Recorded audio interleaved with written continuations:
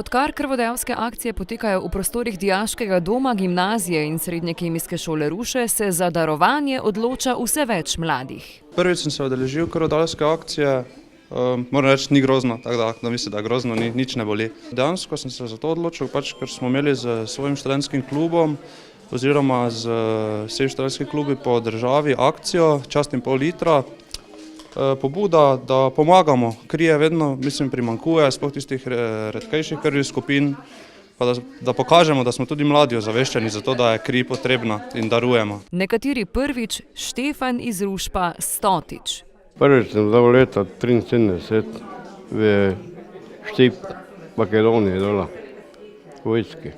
In zdaj sem dočakal stotič, da te zdaj vredi, ne. Zdravje mi služi, glavobola nimam, tako, počutim se dobro, želim vsakem, da bi dal. 100-kratnikov imamo kar veliko, v našem centru za transfuzijsko medicino je gospod 171. Vsekakor smo zelo zadovoljni, ne bi pa bilo slabo, če bi bil tudi podmladek, da bi se tudi mladi vedno v večjem številu odločali za krvodajalstvo. Danes tu v Rušah se je kar nekaj dijakov odločilo in smo tudi zelo zadovoljni. Medtem ko so vsi dobili malico, so za zvestega krvodajalca organizirali poseben sprejem s podelitvijo priznanja. Mi smo zelo ponosni na vsakega krvodajalca, seveda smo pa še toliko bolj ponosni na te, ki so se svojo trajnostjo, rednostjo obiskovanja krvodajalskih akcij dejansko velik del sebe prispevali za druge. 100-krat pomeni, da je človek moral 30 let biti reden krvodajalec.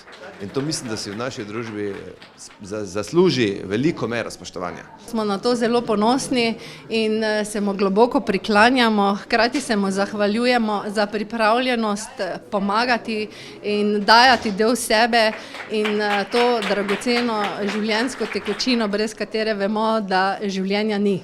Zaradi prostovoljne pomoči krvodajalcev srce nekoga bije dalje.